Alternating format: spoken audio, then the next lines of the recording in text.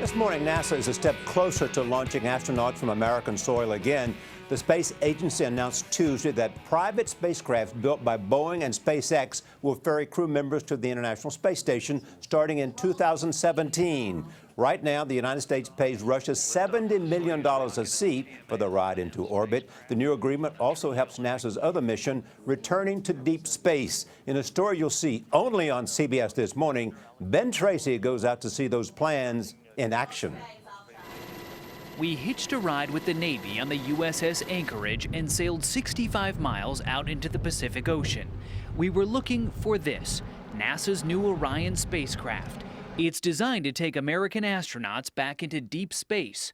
That's where the Moon and Mars are. It will be the first time in more than 40 years that this nation, the most powerful nation in the world, has ever designed and built a spacecraft intended to carry humans beyond low Earth orbit. And that's a big, big deal.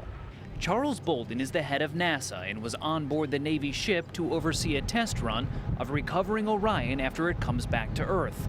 And if this all looks a bit familiar, well, it should. Good evening. The last of the Apollos, the spaceships which took men to the moon, has returned from her last voyage. Orion is the distant relative of Apollo, which also touched down in the Pacific. Right on time and just about right on target.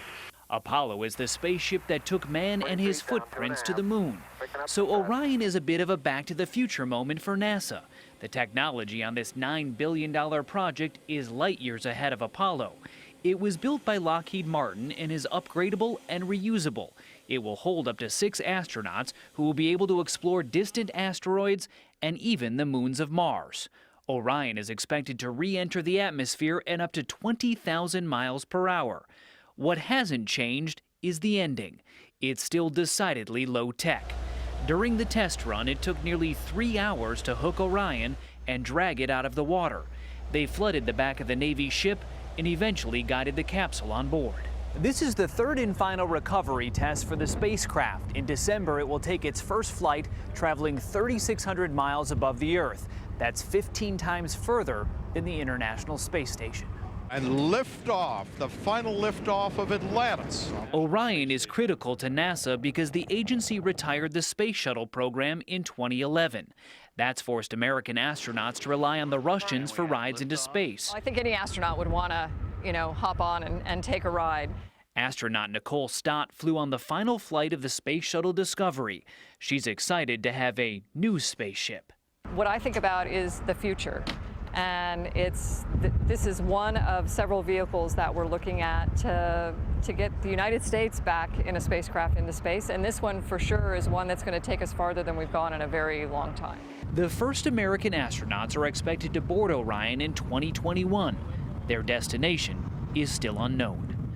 For CBS This Morning, Ben Tracy on the Pacific Ocean. Look at that, incredible. You guys want to go, don't you? To space? Yeah. Not the first time around. To the moon, yeah. Not the first time, not the first trip. How was the control room? Love it being in there. Yeah. All those people are trying to make us look good. Tough work, isn't it? Tough work.